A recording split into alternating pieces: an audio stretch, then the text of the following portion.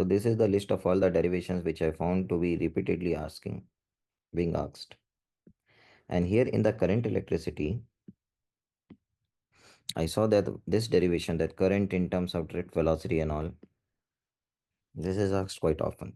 So we will see that derivation first. So for that derivation, I equal to NEA into drift velocity.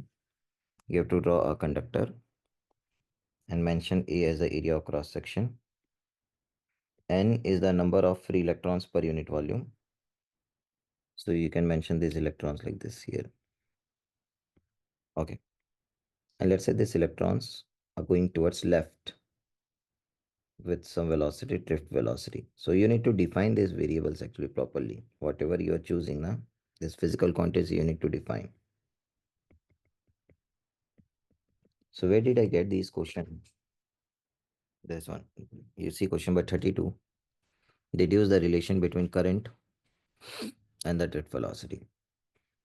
So a lot of times it is being asked. You see question number 35th also. Derive the expression for drift velocity and deduce the Ohm's law. And then second part. So all these are like drift velocity terms related. And then there are one derivation of drift velocity in terms of relaxation time also. So that also we will do it. But first this one, drift velocity. Now if the electrons are going towards left, the current is flowing towards right. The current is flowing towards right. Now, how does the derivation goes? So what you do is, in this diagram,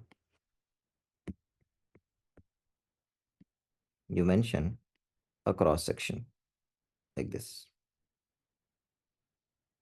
and take some x length and check how many electrons are there within this volume. So number of electrons in x length will be how much? Number of electrons per unit volume, which is electron concentration, you can call it electrons concentration multiplied by volume. So electrons per unit volume is n, and how much volume we are considering? We are considering the volume as AX. Then what is the charge in this volume? Charge in this volume is equal to NAX into the charge of one electron, which is E, magnitude wise. Now these many electrons, while traveling towards left, will cross this cross section in how much time? So all these electrons need to cross this cross section, even the last electron. So you can mention then that the last electron over here, it has to travel this x distance to cross this cross section. So time taken by all the electrons, including the last one, in this volume to cross the cross section. So time taken is how much? Time taken is equal to x divided by their velocity. Distance that last electron has to travel is x, and drift velocity is v. So we can say that in this much time, all the electrons will cross. So these many charges will cross. All the electrons will cross. So these many electrons will cross in this much time. And so from there we get the expression for the current. Current is equal to charge crossing per unit time, which is equal to the total charge crossing of that volume divided by x by Vd. So we get NEAVD. And that's it. Just 3 steps you need to do in this question. Step number 1, step number 2, step number 3, step number 4. That's it. And then the derivation is over. Don't write too much detail. The physics paper is very lengthy. You have to take care of the time also, allocate the time appropriately. Okay, so this is one of the derivations. And then let's see some questions on this, which have been asked in the previous year.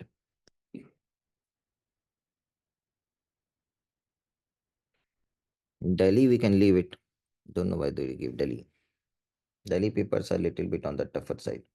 Delhi, Delhi, Delhi, Delhi, Delhi. All India we need to check. Now here,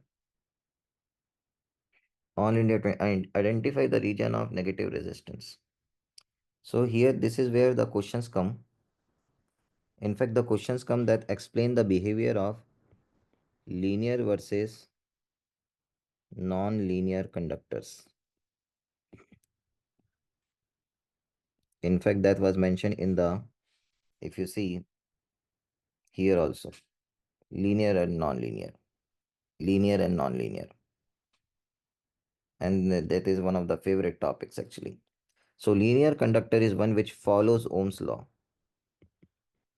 A non-linear follow does not follow Ohm's law. For linear conductors, the current increases proportionally with voltage applied. Whereas in non-linear, so there are various things that can happen. Generally, it is say in case of metals. If you talk about metals, then as the current increases, heat is produced and resistance also increases. So their characteristic go like this, which means for the same increment in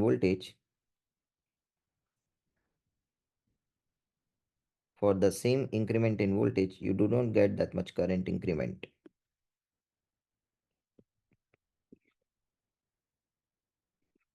The current increment is very less. You see, you have done delta V voltage increment here and delta V voltage increment here. But here the current increment is delta I and this current increment is less. So you start getting smaller output, smaller benefit of increasing the voltage as you keep on increasing the voltage. There is something called as law of diminishing returns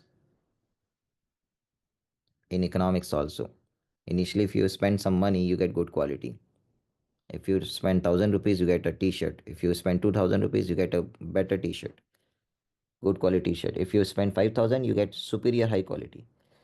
But once you exceed a certain level, if you spend now 50,000 on a t-shirt or 1 lakh on a t-shirt, there won't be much significant improvement in the quality. So as you keep on increasing the voltage also, there is not significant increase. So this is how conductors behave, metals. But in general, okay, one more thing is if you have to draw V versus I graph, then it will be like this. So just make sure that I and V are on which axis. Now, what are the regions of positive resistance and negative resistance? If any random kind of a uh, uh, material like gallium arsenide, if it is having the current versus voltage like this, then wherever the slope is positive, this is a region of positive resistance. Like current and voltage both should increase, positive resistance. And here, this is the region of negative resistance. So if you see the question here, identify the region of negative resistance. So negative resistance is D to E, you have to write. D to E. And what is the region when the Ohm's law is followed? Ohm's law is followed means current versus voltage should be straight line. It's not much of a straight line, but B to C is little bit looking like a straight line. It's not exactly, but B to E. So answer is B to E. So negative, because there are only three regions mentioned, let's say, or four regions, 0 to or O to B, B to C, C to D, D to E. These are the four regions. So D to E, negative resistance. And a straight line we can see from B to C maybe. So why not O to B? O to B is also there. Yeah. O to B is also a little bit curved only. So you have to take a call here. What is the answer given? Question number 6.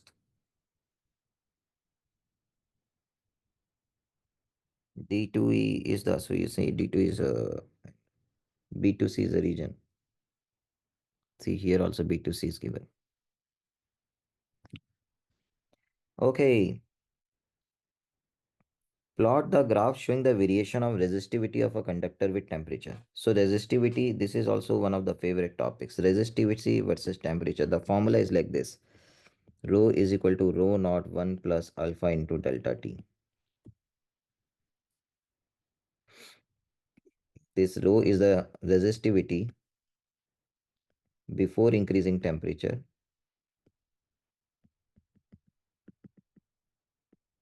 and this is a resistivity after increasing temperature. Increasing temperature by delta T. And alpha is a constant. So for metals, their resistivity increases with temperature. Resistivity increases with temperature. And it's a straight line. It's a straight line. Now at 0 Kelvin, they achieve superconductivity. So resistivity becomes 0 also. So you can even make this line pass through origin also. That's not a problem. So you can draw like this. Resistivity versus temperature. Straight line, if you draw, then it is sufficient. You'll get marks. Passing through origin, not origin, that is secondary matter. Straight line is something that they're looking for.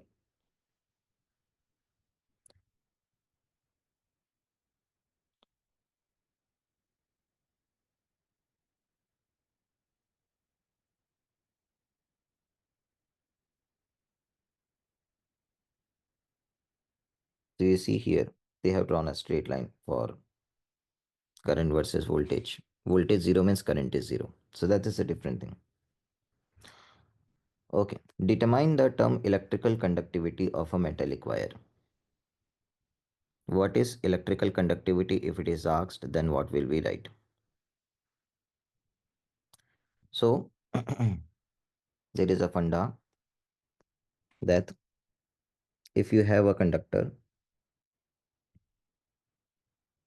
and if you apply electric field on it, if you apply electric field on it, then the electrons inside will go in opposite direction and current will flow in this direction. The current passing through per unit area is called current density.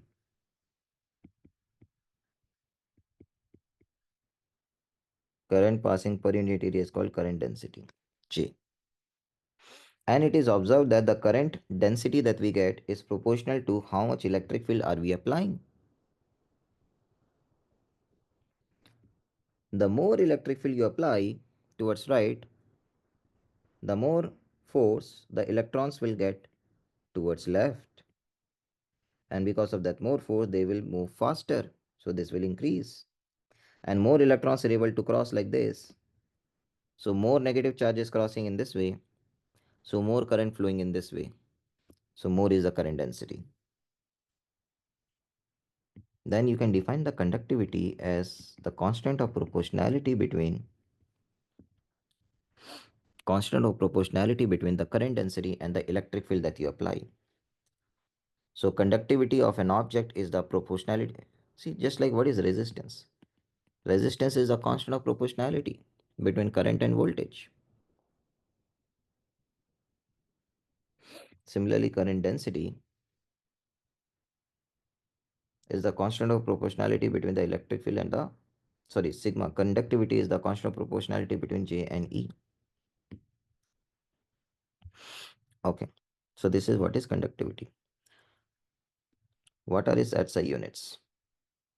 Writes its SI units. You can also define conductivity as the inverse of resistivity.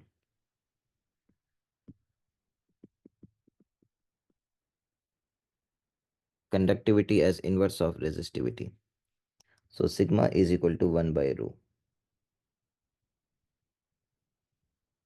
Now if SI unit is asked, there are two options for you for the SI unit. Either you can write it in terms of Siemens or you can write it in terms of ohm also. That is also allowed. For example, if it is asked unit of resistivity, you know that resistance is equal to rho L by A. Resistance is measured in ohm. Resistivity we need to check. Length is measured in meter. Area is measured in meter square. So resistivity is measured in ohm meter. And so conductivity is measured as 1 by resistivity. So ohm to the power minus 1, meter to the power minus 1. Ohm to the power minus 1, meter to the power minus 1. The second thing is Siemens. 1 by, so what is 1 Siemens?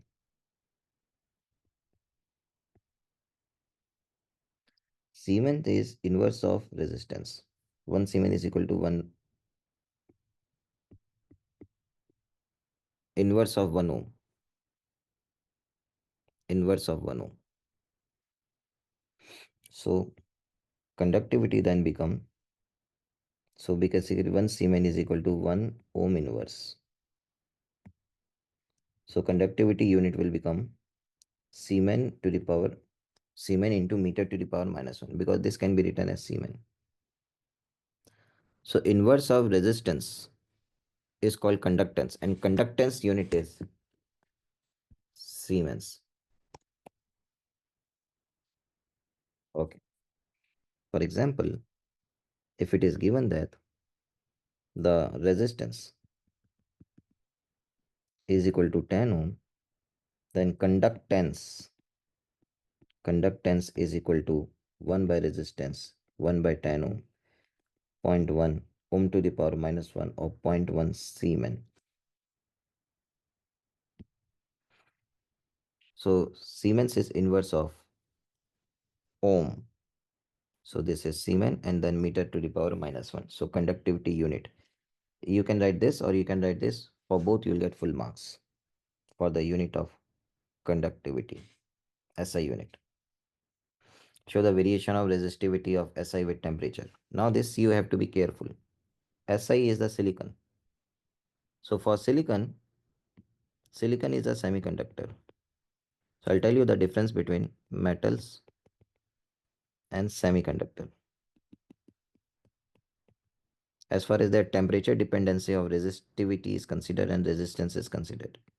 Resistivity versus temperature, here it increases. Here resistivity versus temperature, it decreases, but it doesn't decrease linearly. So it will be like this. You can check the graphs which are given in the NCERT textbook. Negative resistance region and non-linear region and all those things. See, this is for semiconductor. These graphs. So these graphs are very important. Just now I have drawn the graph of resistivity versus temperature for silicon. Silicon is a semiconductor. But if it is, let's say, a metal, then you will draw it like this. Nichrome.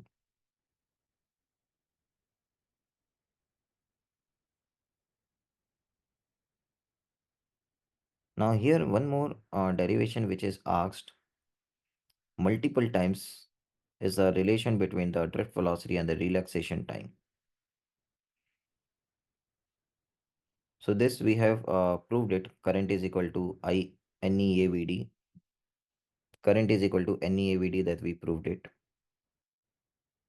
Now this current density in terms of relaxation time and all, I'll tell you what it is.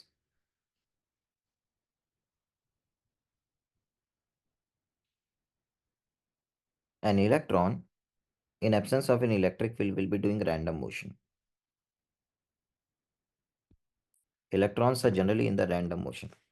Sometimes they go like this, sometimes like this, sometimes like this, sometimes like this, sometimes like this, sometimes, and then they keep colliding and they keep changing their path. So overall, they don't go anywhere. But under the influence of electric field, let's say if the electric field is towards right, then more time they spend towards going left as compared to right. Because when they are doing a random motion towards left, force will increase their velocity. And when they do random motion towards right, force will decrease their velocity. So overall motion of the electrons will be towards left if the electric field is towards right. And this is very important for you to, where is it? Here.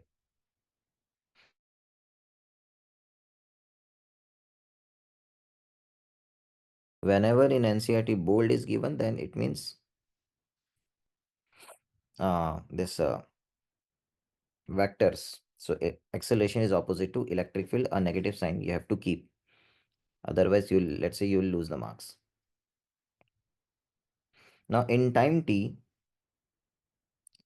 electron would have at least last collision sometime t before. Let ti is the time elapsed after its last collision. So ti is the relaxation time.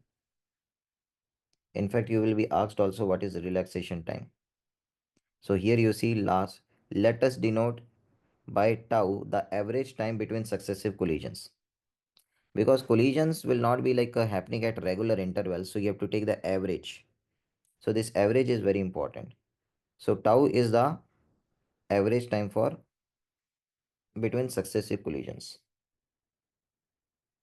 Some of the electrons would have spent more than tau, some of the have spent less than tau. So when you take their average velocity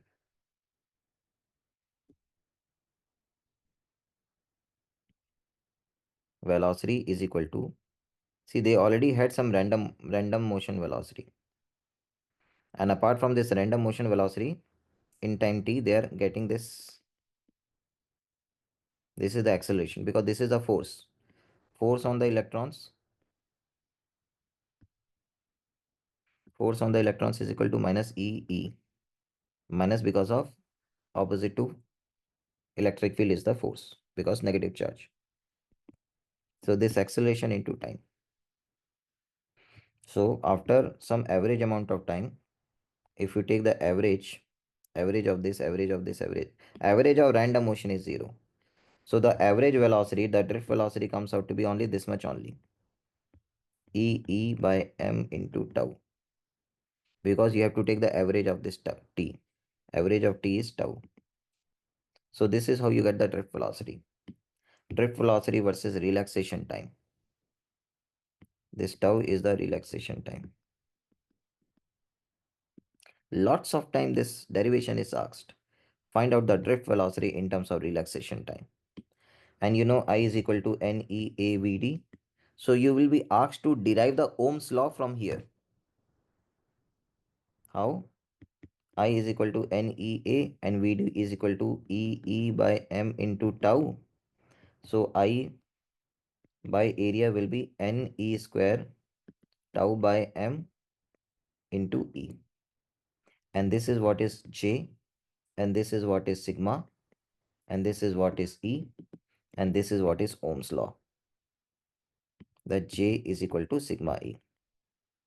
Later on, you can write the J as current by area, and this conductivity as 1 by resistivity, and electric field as potential difference divided by length, and write I is equal to V by rho L A or V by rho L by A, and call this as resistance. So I is equal to V by R. Really? So multiple times it is asked derive the Ohm's law from the basics and like starting from the relaxation time. So mention that initially the electrons were having random velocity only before we apply electric field. Once we apply this electric field, this is the force. Force divided by mass is the acceleration, and in time t, they'll gain this velocity. And when you have to calculate the average of this velocity, you have to take the average of this and average of this. Average of random motion is 0 and average of this. So you have to take the time, average time is tau. So this t becomes tau. So average velocity becomes this magnitude wise, and it is opposite to electric field, negative sign. So this is relation that you have to compulsorily derive, and I'll show you the questions which have come based on this. So why are we not getting minus E by M? Yeah, it will be minus. It will be minus only. I have just written the scalar form. So if I write it in vector way, then this vector, then this.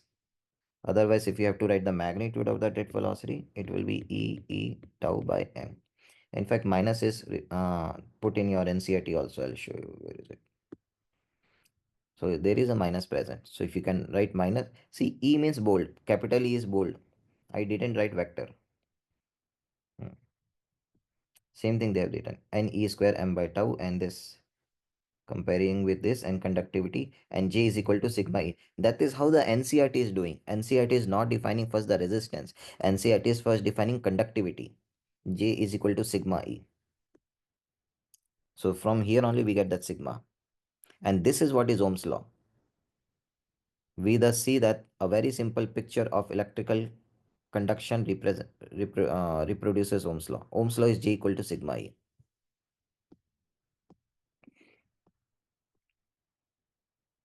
Mobility. This mobility also I'll tell, because sometimes unit of mobility is asked. What is mobility? Now we know that the drift velocity is equal to, I'm ignoring the minus sign and writing only the magnitude, E by m into tau. The higher the electric field you apply, the higher is the average velocity, the drift velocity. So drift velocity is proportional to the electric field that you apply. And that constant of proportionality is called the mobility. Mobility represented by mu. So mu will be E tau by m. That's it. Now in this, sometimes questions are asked on mobility. So there are two kind of questions you will get. Two kind of questions on mobility. Number one, what is the SI unit of mobility? So from here you need to understand that this has a meter per second. And electric field, you have two options. Either you can put it as Newton per Coulomb, or you can put it as volt per meter. Anything is fine. So in that case, the mobility unit will be equal to Vd by E. So meter per second divided by Newton per Coulomb. So meter Coulomb divided by Newton second. It's a little bit complicated. So better is to use volt per meter for the electric field. So this becomes meter square per second volt. Per second volt. Now, what is the other kind of question in mobility?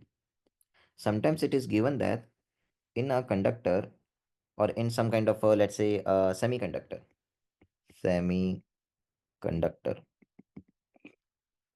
electrons are also moving, holes are also moving. So there are two drift velocities when we apply the same electric field.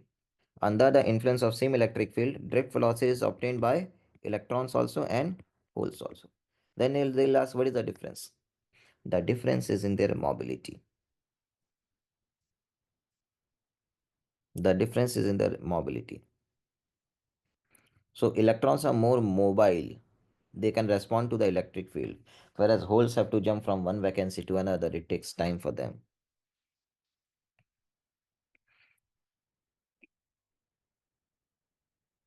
So this is the funda regarding the mobility. So I was telling you the SI unit of mobility, meter square by volt second. Meter square by volt second. Limitations can be asked. Write two limitations of Ohm's law. See, Ohm's law is, what is the limitation of Ohm's law is it is not followed only by most of the materials. For example, semiconductors don't follow it. And even the metals also follow that Ohm's law, like a straight line variation is there only for a particular range.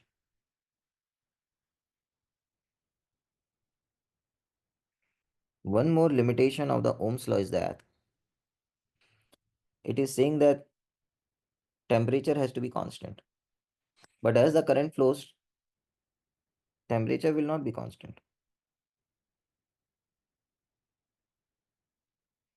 Generally, the Ohm's law says that provided you keep the temperature constant, V is proportional to I. But when the current is flowing, it is very difficult to keep the temperature constant because there will be joules heating. Another limitation which is given is relation between V and I is not unique. there is more than one value of V for the same current, gallium arsenide. So what it is saying is, gallium arsenide, like this it is showing. So you're getting the same current for two different values of voltages, V1, V2. That is what this graph is.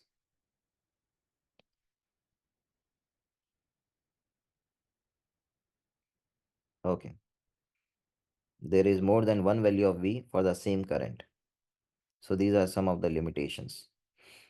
Limitations generally are not asked, but if it is asked, you can mention at least two limitations that most of the materials don't follow, especially semiconductors don't follow this straight line variation.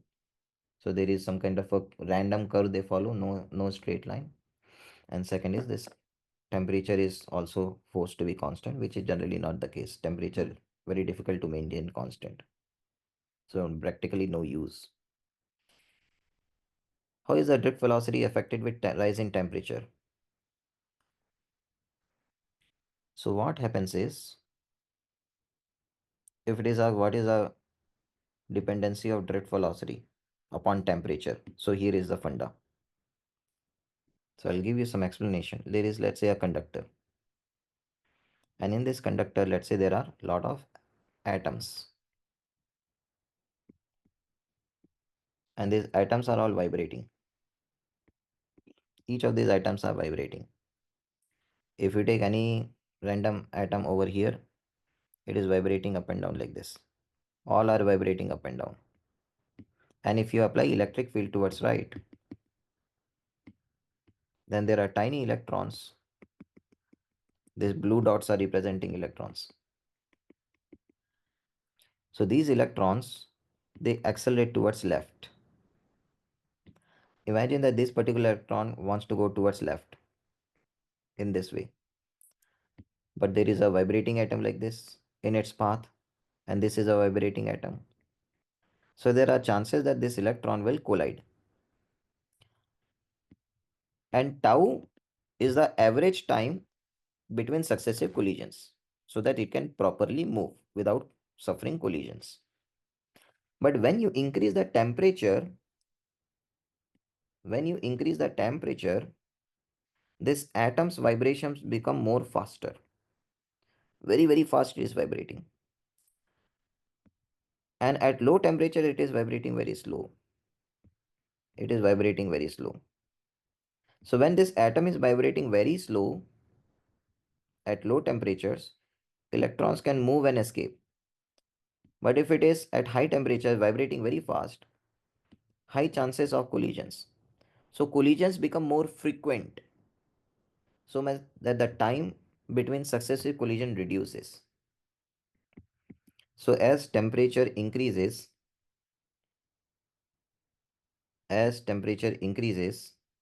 the relaxation time decreases because collision become more frequent and time that the electron gets before next collision reduces. And because the relaxation time reduces, the drift velocity reduces. So it is the relax. So as temperature increase, tau decrease. This tau decrease. So this conductivity also decreases. So as temperature increase, tau decrease. So this conductivity decrease. Conductivity decrease means resistance increase. So this is what happens. So if just one mark question is asked, then how is the drift velocity affected by the rise in temperature? Then you can write like this. Drift velocity in a conductor decreases with the rise in temperature because the collisions become more frequent. Collisions of electrons with the atom become more frequent.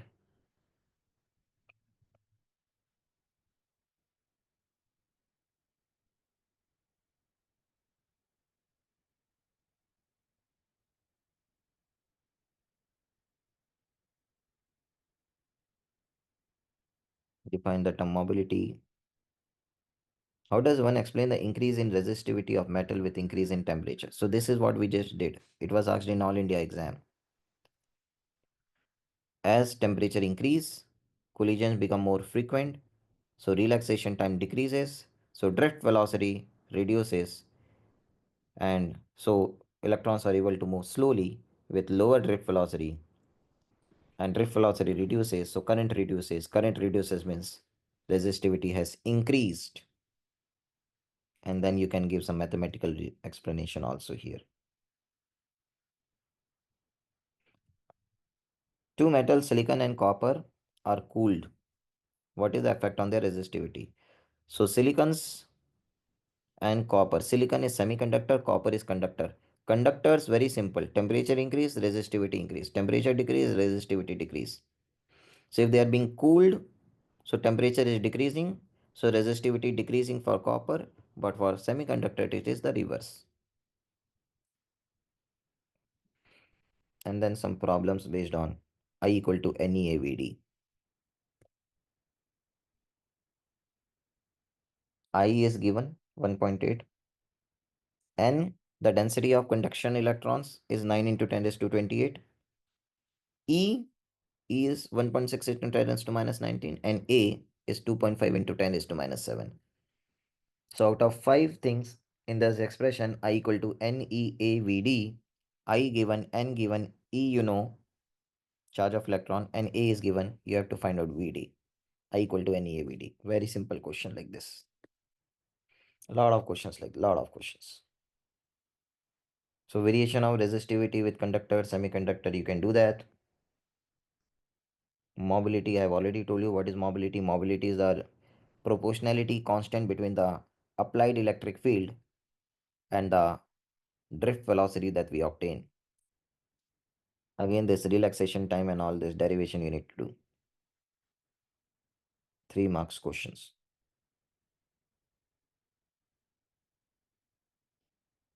Why the alloys like Constantan and Manganin are used to make standard resistors?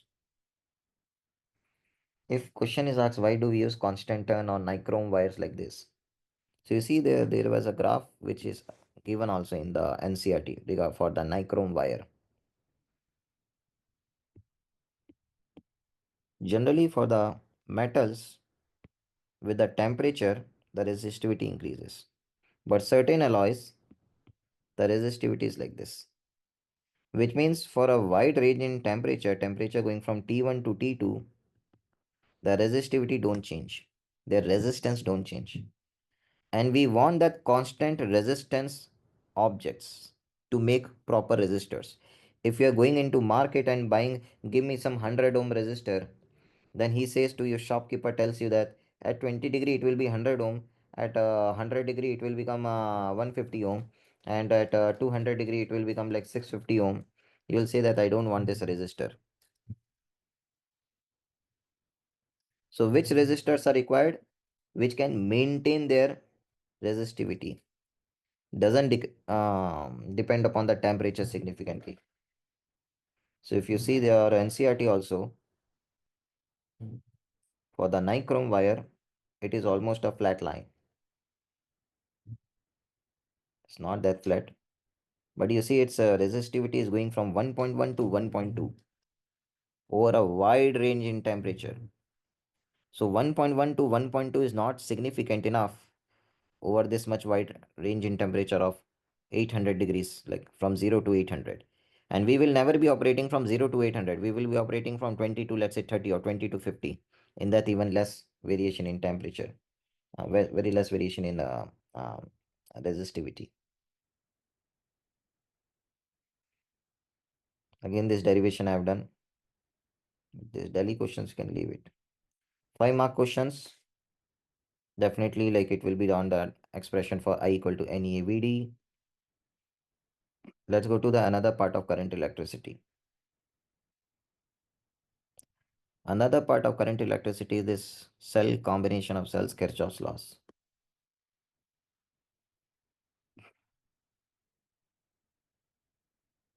Let's see what are the questions. Generally, in Kirchhoff's law, it is observed that lot of numericals only come. Lot of numericals only, rather than some theoretical questions on drift velocity. All India. Two cells EMF E, negligible internal resistance are connected in parallel. What is the current in this resistance? So you should be knowing the formula for cells in series and cells in parallel. Cells in series versus cells in parallel.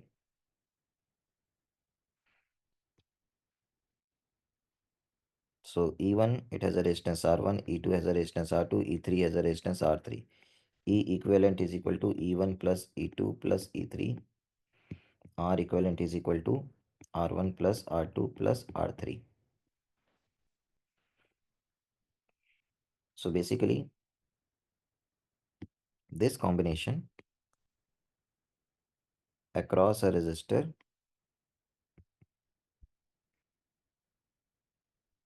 is equivalent to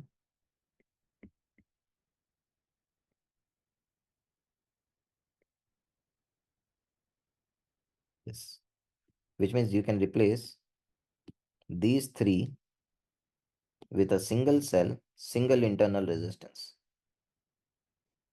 Whereas in parallel,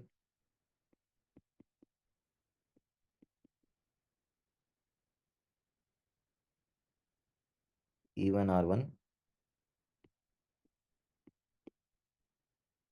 E2 R2, E3 R3. So 1 by R equivalent is in parallel 1 by R1 plus 1 by R2 plus 1 by R3, and E equivalent is equal to E1 by R1 plus E2 by R2 plus E3 by R3 into R equivalent. And again you can replace these three cells with a single cell. This is the EMF, this is the internal resistance formula.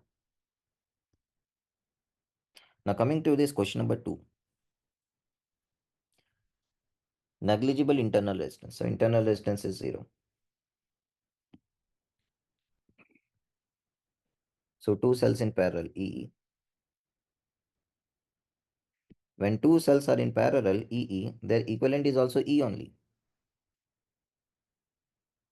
And they will be through this resistor R, they will flow a current of E by R.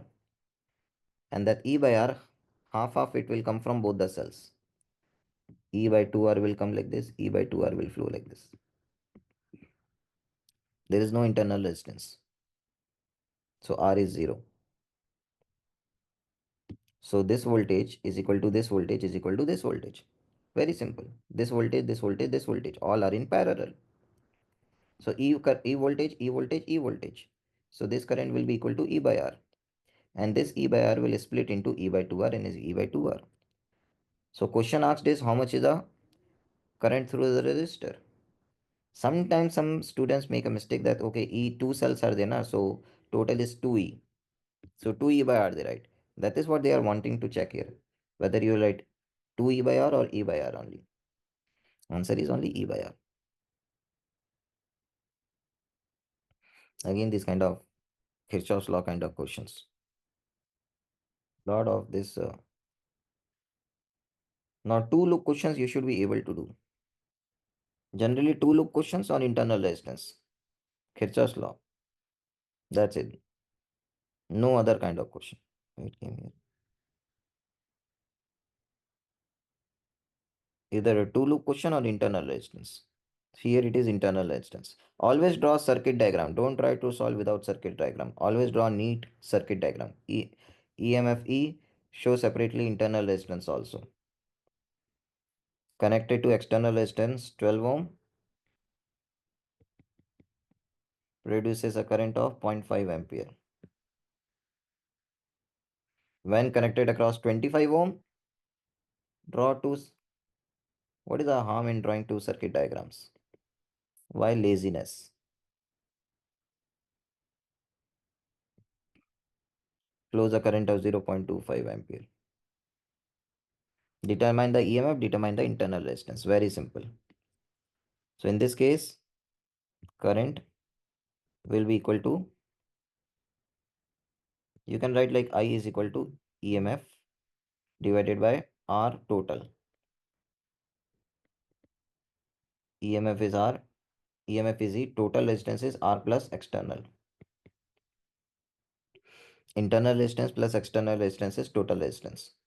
So in one case 0.5 is equal to E by R plus 12, and then you can write 0.25 is equal to E by R plus 25. Once you write this now, then there is no need of showing the calculations also. And you can do calculation whatever way, it doesn't matter. You can send this thing and equate the E values. You can divide this to, no need of mentioning the steps. Once you have written this, then you can directly write the final answer also and you'll get full marks. But anyway, 0.5 into R plus 12 is equal to 0.25 into R plus 25. So 2R plus 24 is equal to R plus 25. So R is equal to 1. So very simple questions only will be asked. Don't worry about board exams. Simple only. Same question here. Same question here. A cell of EMF E and internal resistance R is connected to two external resistors R1 and R2. R1, R2 in series, R1, R2 in parallel. So only thing is what they are doing here is they are changing this external resistance. This external resistance, in one case they are putting two resistors in series, R1, R2. So this will become R1 plus R2. And then they are putting this external resistors in parallel, R1, R2. So this will become R1, R2 divided by R1 plus R2. That's it. So don't be scared of this big things. Nothing much. Very easy. And these are all two loop questions. Now anyone doesn't know how to do two loop questions, let me know. I will revise it. Two loop questions.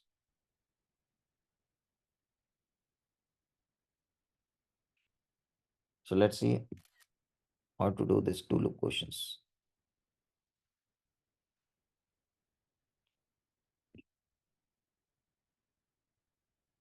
See, you know everything. It's like now this is the time you are going to present. And presenting the topic is also very important. In fact, if these vertices are not given, you assume something. So when you will draw the diagram, you put, let's say this is some M and then you N. And mention the loop for which you are applying Kirchhoff's law.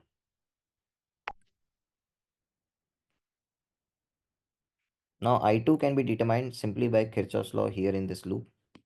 So you'll say that applying. Don't write KVL. Don't write KVL, write full. Some students don't know the Kirchhoff spelling also. Kirchhoff's voltage law or loop law. In loop, A to E, E to F, F to B, B to A. What do we get? Then across the battery, we get -4. Then across this, you get +2I2 because we are going opposite to the current. Current is flowing like this, but we are going opposite. And then we go up, we go towards left, we cross this, and we get minus I R. Then we cross this, we get plus C. We are back to the same point 0. So from here you calculate I2. I2. Whatever can be found out directly will be asked first. Don't think that it is a JEE mains level question. If it is given first, it means this is the one which is more easier to calculate. Don't think first I have to calculate the value of this. This also you can do it by this Kirchhoff's law. Okay. Now what is the voltage drop across the unknown resistor? So voltage drop across the unknown resistor. So this and this are in parallel. This and this are in parallel. So this voltage and this voltage and this voltage are all same. So even you can calculate this voltage. So when you go in this way, so you get 2 into zero point 0.5, which is 1 volt. So 1 volt drop of 1 volt, and then the rise of 3 volt, 3 volt rise, 1 volt drop. So overall 2 volt rise. So answer is 2 volt. But if the resistance is asked, then what you will do? So voltage we just now found out to be 2 volt, and this I2 we will find it from here, and this current will be equal to 0.5 plus I2, because 0.5 is going like this, I2 is going like this, so this current will be 0.5 plus I2, and I2 you have got like this. So you know this current and you know this voltage 2 volt, so find out the resistance V by I. This loop law questions are really common in this 3 marks and 5 marks question. One question is guaranteed going to come, and so many of them are available over here. You just need to solve them. You just need to solve all this. The more you solve these questions, the better it will be your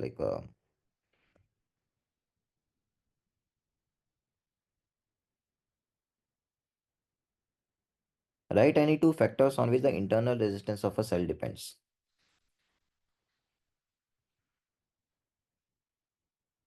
Write any two factors on which internal resistance of a cell depends. The internal resistance, and you can write various things. Number one is certainly the temperature. Number two, think of what the cell is made up of. Cell is made up of electrodes and electrolytes. So the material that you use to make that electrolyte and the material that you use to make the electrodes, that will determine what is the internal resistance. Very simple thing.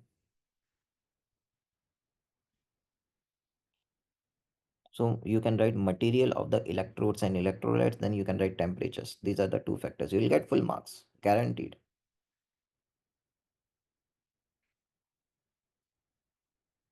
The reading on a high resistance voltmeter when a cell is connected is 2.2.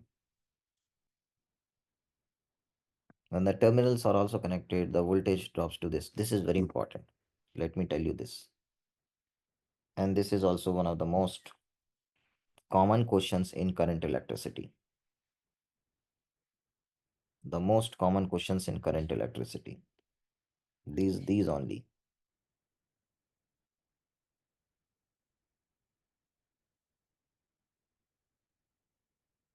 The favorite question of NCRT. And the favorite question of NCRT is EMF versus terminal voltage.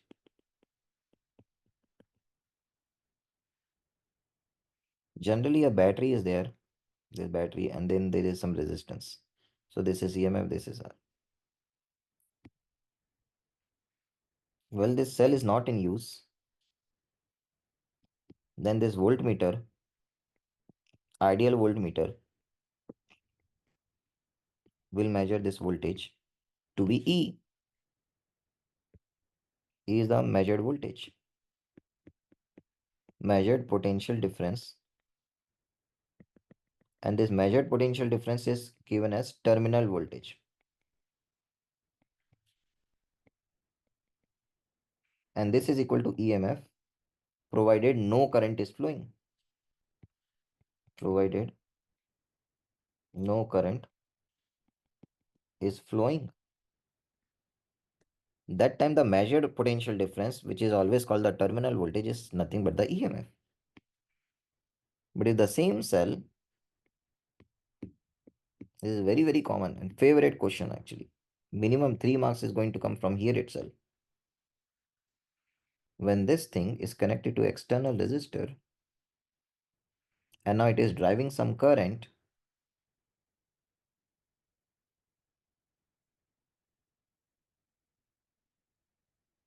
so this external resistance R,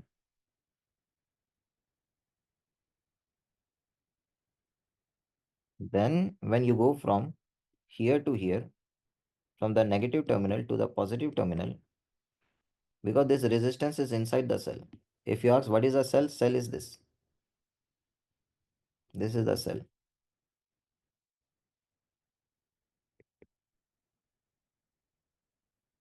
So when you go from one end of the cell to another end of the cell, you are crossing a resistor, you are crossing a EMF. So when you cross like this, you get minus IR. When you cross like this, you get minus IR. When you cross like this, you get plus E. and this is what is the terminal voltage or the measured potential difference, and this voltmeter will measure this potential difference, this E minus IR. And how to calculate I? I is E by R plus R. That's it. Internal resistance, external resistance, total resistance. Total EMF by total resistance is I. So let us see this question.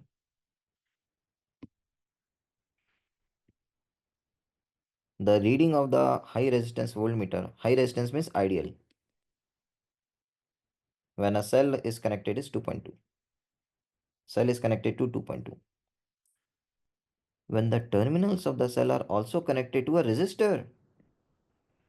Now the terminals of the cell are connected to a resistor, so cell will start functioning. Cell will start to drive that current. So now the voltage will drop to E minus IR. So 2.2 was E and 1.8 is E minus IR.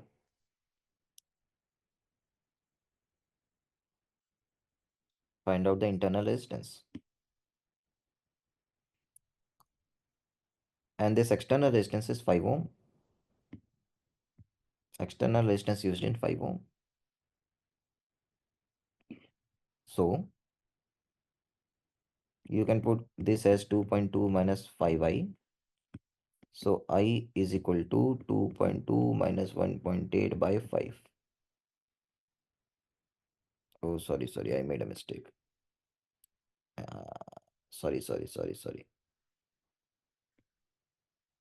E minus IR. R is the internal resistance. When we write E minus IR, please don't make a mistake of putting this as a external resistance or total resistance. When we write E minus IR is the terminal voltage, it is the internal resistance only.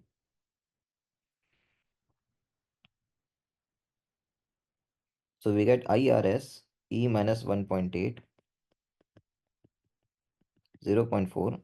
One more thing that you can do is, then we can write the expression for I and write that I is equal to E by R plus R. So I is equal to E by R plus R. Now you got this and you got IRS.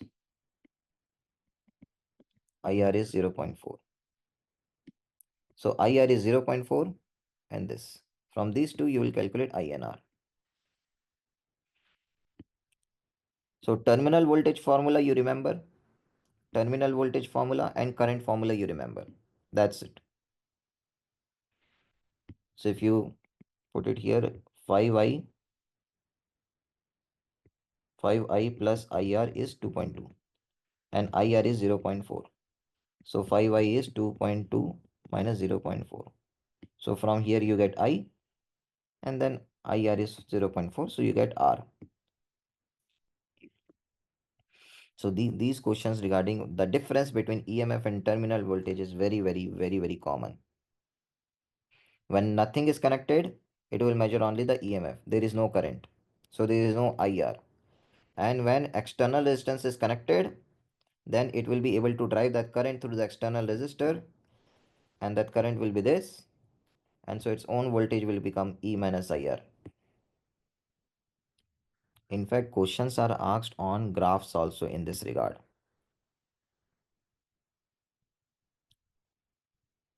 Terminal voltage versus current is asked. So we know that terminal voltage is equal to E minus IR. I'll show you some questions. Directly graphs are asked. EMF is constant. Resistance internally, you can't change it. So terminal voltage versus E minus IR, terminal voltage versus current. So it's a straight line. You can see this is a straight line equation with negative slope. So its graph is like this.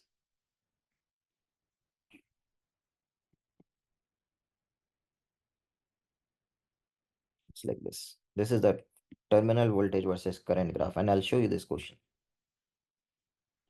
Terminal voltage versus current graph.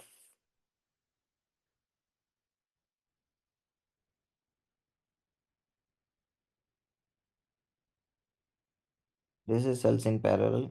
You have to find out the equivalent EMF, equivalent resistance. But this is foreign. Foreign also are tough only.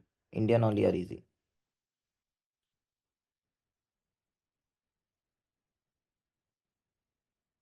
Question number 11. Question number 11. 11th, 11th, 11th, 11th, 11th.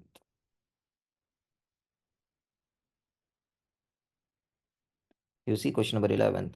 A cell of EMF E and internal resistance R is connected across a variable resistor. Plot the graph showing the variation of terminal voltage versus current. Terminal voltage versus current. Using the plot, show that the EMF of the cell and internal resistance can be determined. How using the plot you can determine? So using this plot, how you can determine? So the y-intercept will be the EMF and the slope will be the negative of resistance, internal resistance. Remaining part of current electricity like potentiometer and all are deleted from the syllabus.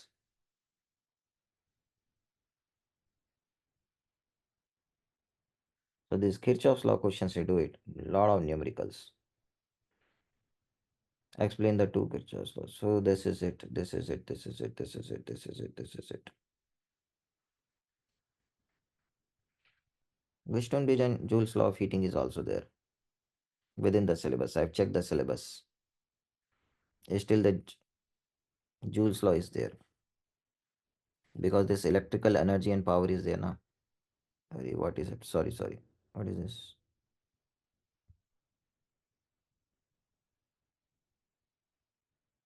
Electrical energy and power.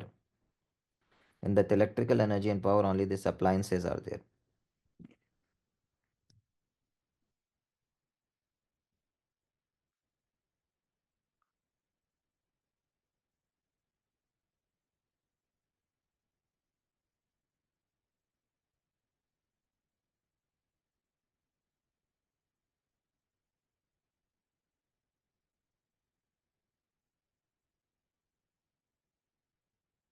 All India 2012. This is a Wheatstone Bridge. Wheatstone Bridge. So Wheatstone Bridge, what are the different ways in which Wheatstone Bridge questions can be given to you in board exam?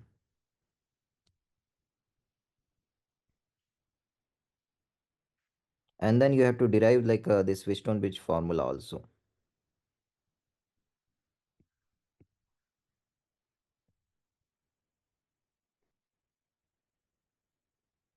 How will you derive Wheatstone Bridge? So there are only three steps. Only three-step derivation and you will be able to get the condition for balancing Wheatstone Bridge. So if a question comes that derive the condition for Wheatstone Bridge to be in the balanced condition, and this is the thing that they are asking, condition for balancing of Wheatstone Bridge, very three-step process only.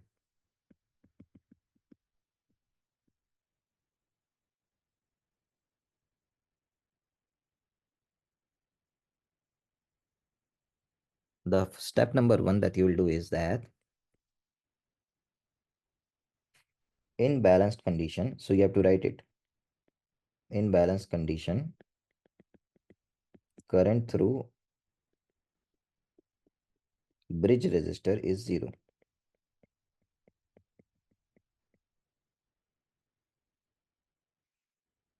In balanced condition, current through bridge resistor is 0. And you mention also what is bridge resistor. So current through bridge resistor and bridge resistor in the bracket you put R5. And then you draw the terminals AB.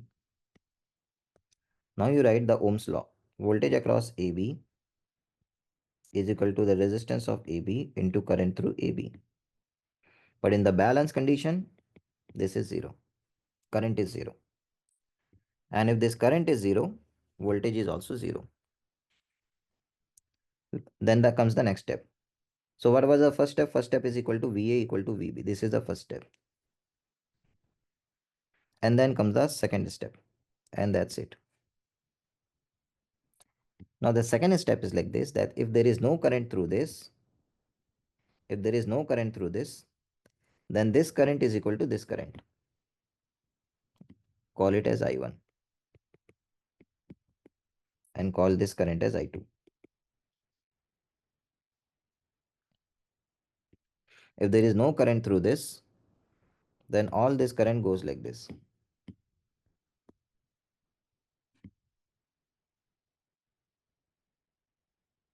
Okay. Step 2. Step 2 that you have to write is that if VA equal to VB, because there is no current through bridge, so VC minus VA is equal to VC minus VB,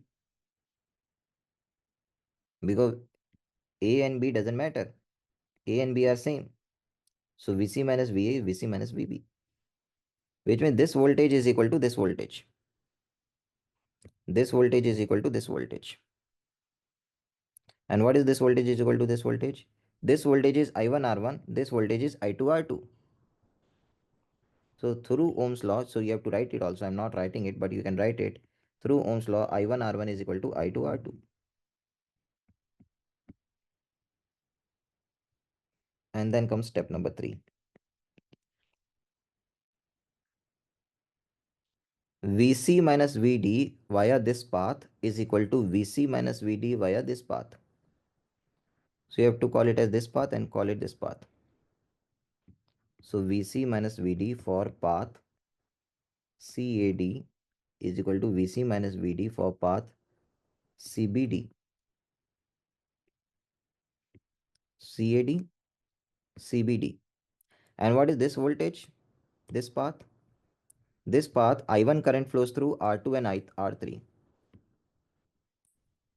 So I1 into R1 plus R3. And in the lower part, this I2 flows through R2 and R4. I2 flows through R2 and R4.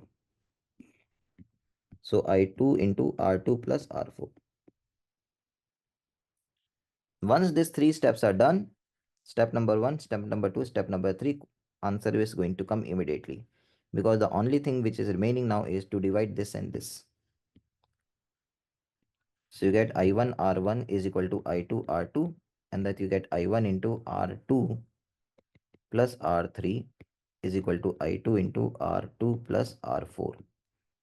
So when you divide this two, I1 gets cancelled. Cross multiply R1 R2 plus R1 R4 is R2. This is R1 it was. R1 plus R3 R2. This and this gets cancelled. You get R1 R4 as R3 R2, or R1 plus R2 is equal to R3 plus R is equal to R3 by R4. So this is a step to get the balancing condition for Wheatstone Bridge, that there is no current. So you take this no current through this and then check what is the requirement. So no current through this means two things. All this current goes through this. All this current goes through this. And secondly, if there is no current through this voltage is equal to this voltage. Step number 1, step number 2, step number 3, divide. Done. So this is a Wheatstone Bridge balancing condition.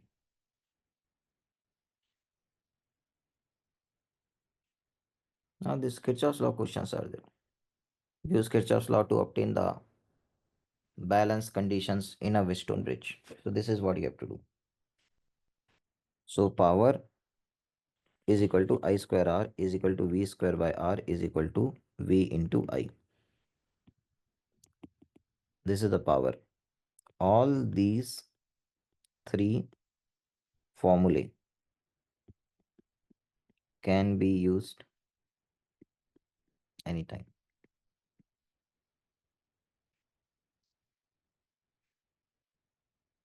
All these three formulae can be used anytime.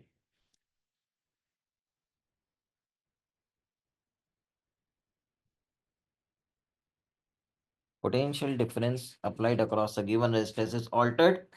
Heat produced per second increases by a factor 9. So power is equal to V square by R. Initially power was P naught when voltage was V naught. Now power became 9 times and voltage become V dash. Voltage is increased to some value V dash through the same resistor. Why am I using this formula only? Is because voltage is given. That what is the like voltage is asked. What happens to the voltage if power has to become 9 times? So initially power was P naught, now the power is 9 P naught. Initially voltage was V naught, now the voltage is V dash. Divide. We get 1 by 9 as V naught square by V dash square. So V dash is square is 9 V naught square. V dash is equal to 3 V naught. So voltage has to be made 3 times for the power to become 9 times. So that's how you have to. These are easy questions only. These are easy questions. So do these questions. Deduce the expression for power. So how will you deduce the expression for power? So two resistors in series versus two resistance in parallel. So power consumed by them overall P total is equal to V square by R equivalent. So V square by R1 plus R2. And here the P total will be V square by R1 R2 divided by R1 plus R2. Deduce the expression for the power of their combination. At the end of the chapter current electricity, there are some multiple choice questions where we can get some conceptual questions also. Which of the following has negative temperature coefficient of resistivity? Very simple. Semiconductors. Semiconductors, as temperature increases, resistivity decreases. Question number 2. Number of electrons passing in 1 second. See, voltage and resistance are given. Voltage is 200, resistance is 100. So current is 2. From current, how will you calculate number of electrons passing? Very simple.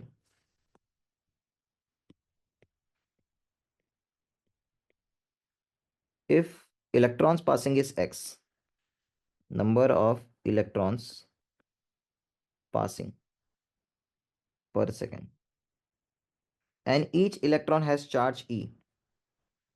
Each electron has charge E and x number of them are passing. So charge passing will be per second is xc. Charge passing per second is only the current. So electron passing is I by E. Current is 2 ampere and 1.6 into 10 is to minus 19. So this becomes 20 into 10 to the power 18 and this is 1.6. So 200 by 16. 4. 4 means 50 by 4. So we get it as 25 by 2, 12.5 into 10 to the power 18.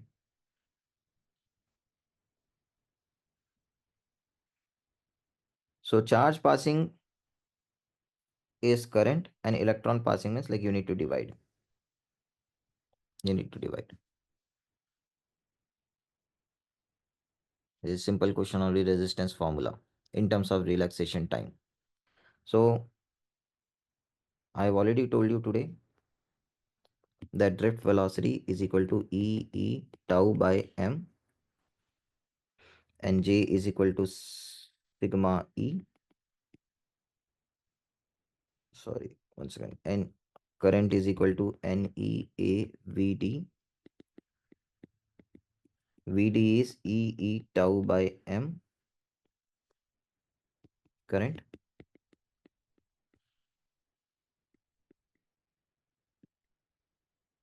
into E.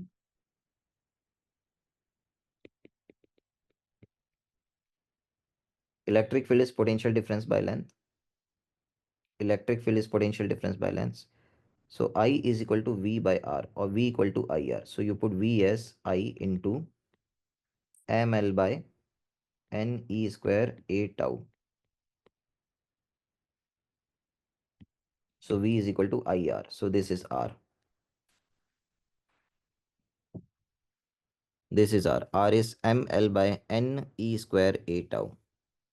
ml by ml by ne square a tau. B option. B option, ml by ne square a tau. So you have to remember fast. You have to do fast. This formula, then this formula, and then third formula is E is equal to V by potential difference by length. This formula, and then this formula. These three formulas will give you the resistance. Mass of electron, length of the conductor, electron concentration, charge of electron, area cross section, relaxation time. Dimensions of mobility that you can find out. Let's see here some students get little bit of confusion. So let me remove this confusion in 9th and 10th question. I'll discuss first these are all board level, all right. Some of you might already have solved JEE mains level questions. So for them, 9th question may look simpler, but for others, it may be really important. And it can come critical. Bulb. The only thing which remains constant in a bulb, the only thing which remains constant in a bulb is its resistance. You can apply various potential difference and it will consume various amounts of power. So whether you put across this resistor 220 volt or you put across this bulb 110 volt,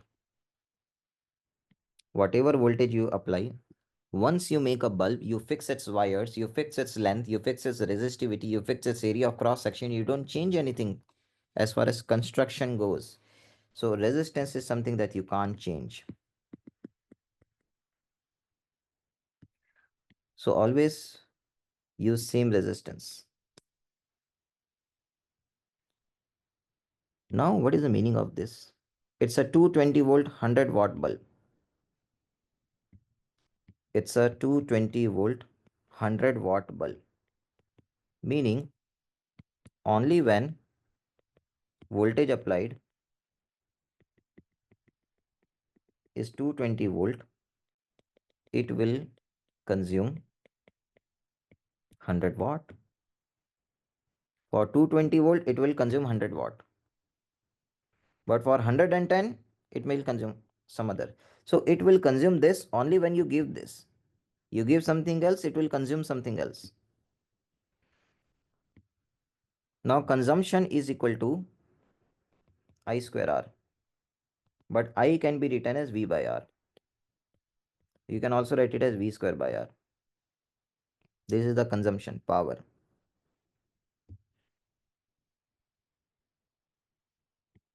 So for this bulb, it will consume 100 only when you give it 220.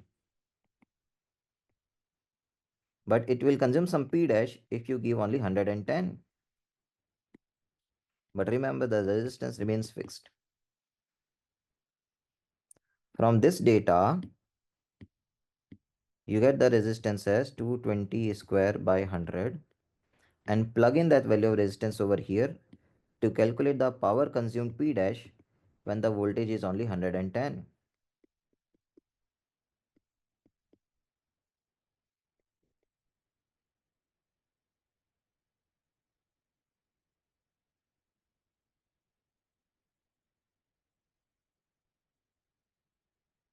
So this is very important critical question.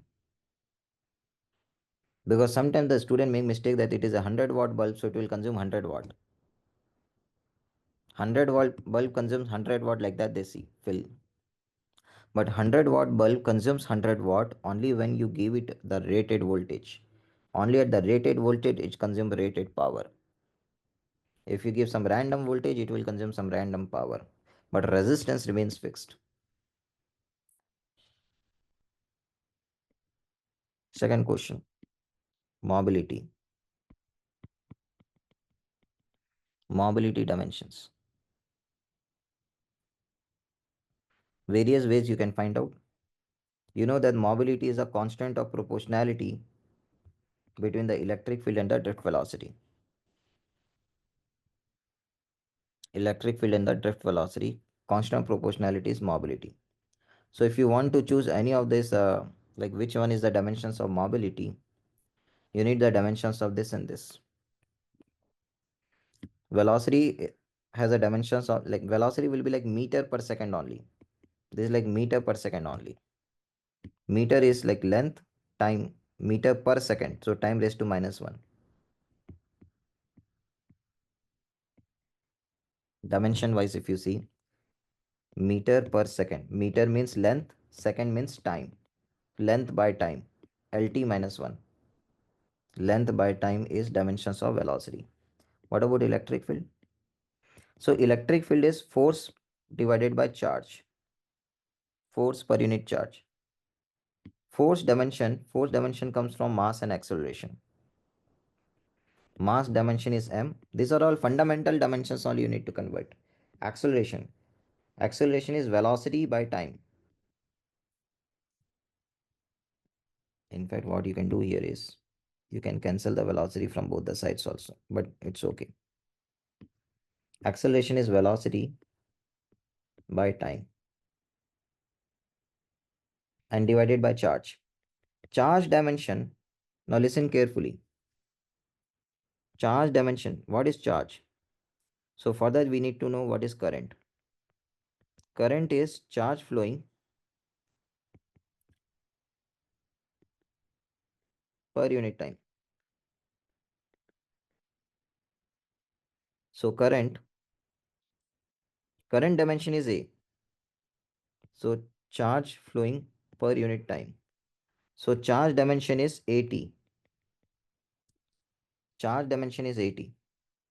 So here charge is coming. Charge dimension is AT.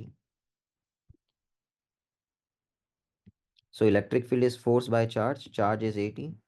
And force is mass into acceleration. Mass dimension m. Acceleration is velocity by time. Acceleration is velocity by time. So this is the electric field. So finally we get, after plugging it over here, LT minus 1 is equal to mu into MLT minus 1 by AT and T.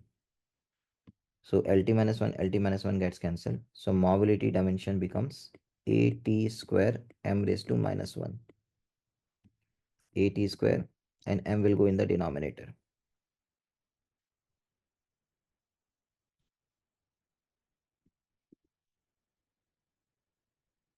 A lot of questions on mobility.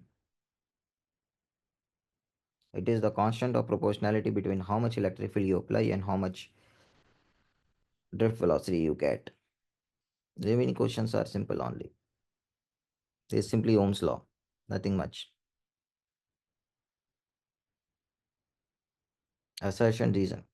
Most challenging problems.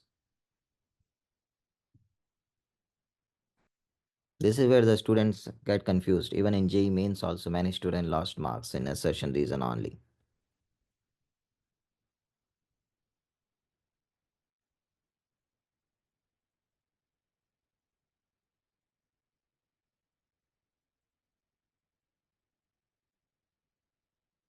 The average time of collisions decreases with increasing temperature. This is true.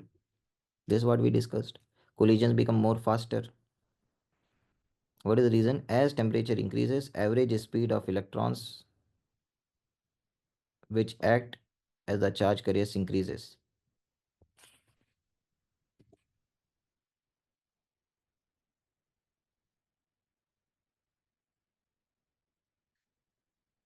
What we discussed is that as temperature increases,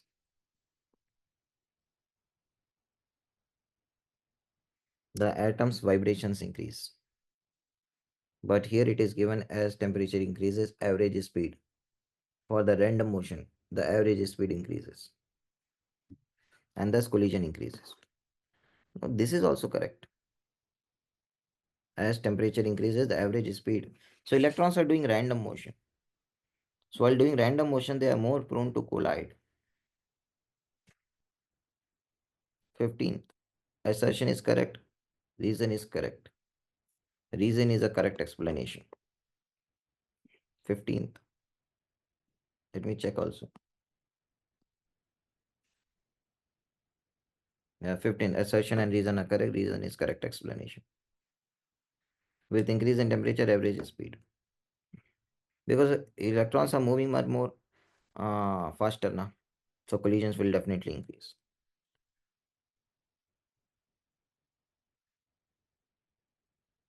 Charge carriers do not move with acceleration but with steady drift velocity. Reason charge carriers undergo collisions with ions and atoms during transit. So this is true. Everything is true, true, correct explanation. See here, I'll give an explanation for this. Let's say there is a traffic signal.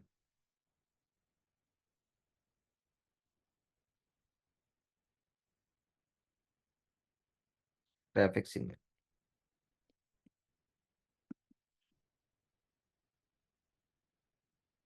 Although you may be accelerating your bike, say your bike. You are accelerating your bike like anything. But here you have to stop. Again, you accelerate your bike like anything. Again, you have to stop. Again, you will accelerate the bike like anything. Again, you have to stop.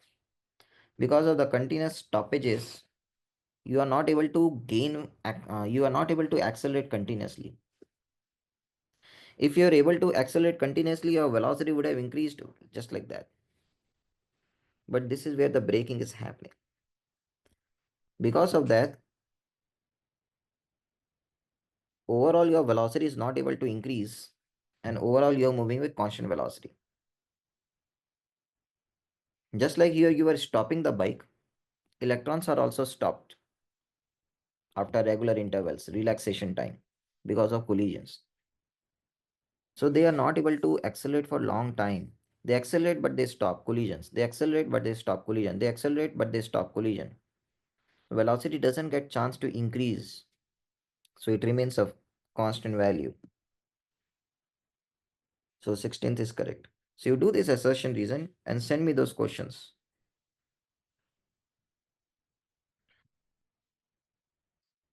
Say do this one second.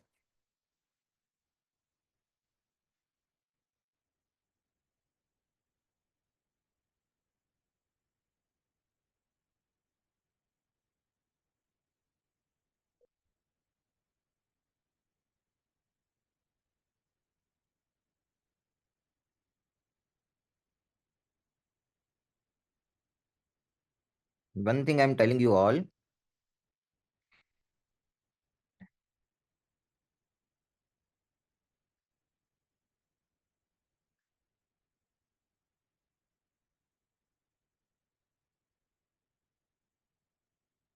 you do these questions.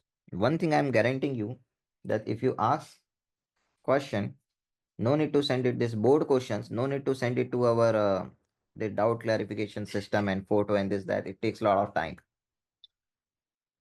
Send the photo to me. I'll reply it within 1 hour.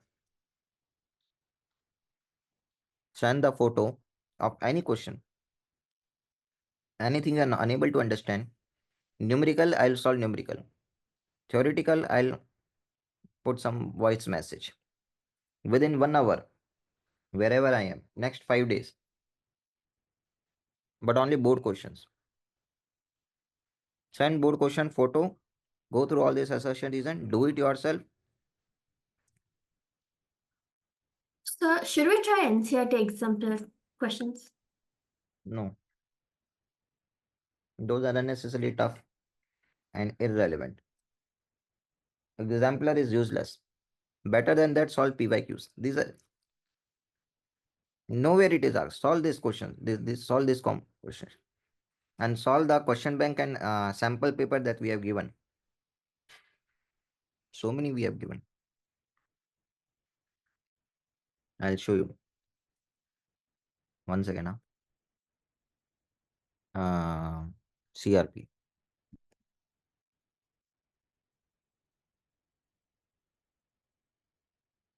The sample paper we are sending. Every day we are sending 3 sample papers.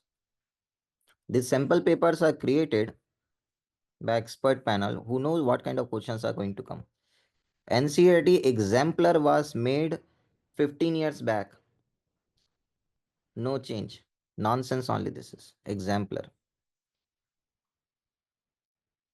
Initially it is having objective type.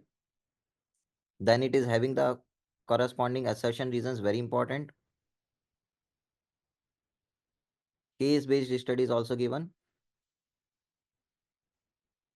Lot of case-based studies. And then 5 marks questions and all. So these sample papers, I have given you the solution also. Solution 3 sample papers I am sending every day. But let's say someone don't want to do samples because sample like not a particular chapter is targeted. What if I want to target the particular chapter? Then two things.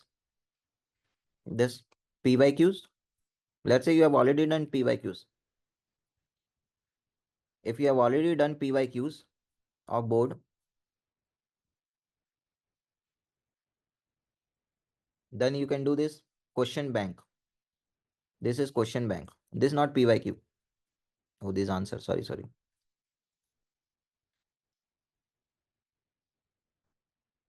This is not PYQ. PYQ is separate. That all of you are already having it.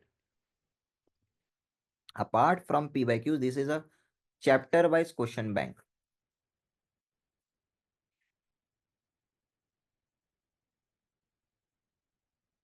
Case-based. Minimum 2-3 case-based questions are there. Assertion reason. Subjective type.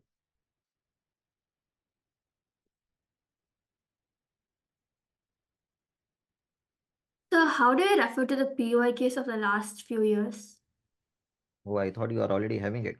So you have to buy a book. Okay. That's why I didn't send it. Yeah. If you don't have it, then I'll send that also. So I'm using this book. This first one that you see, CBSE chapter-wise solved papers. So this green color on the top left. This book is what I'm referring to. CBSE PYQ. But it is having till 2022. Nowadays you get 1 day delivery. At least for chemistry and all, you can order immediately. Tomorrow, you see, tomorrow by 11 a.m.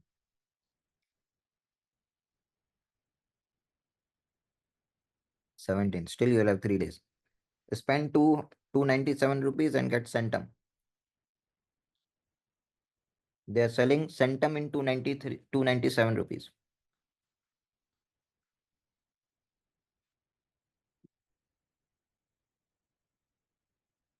We purchase on 27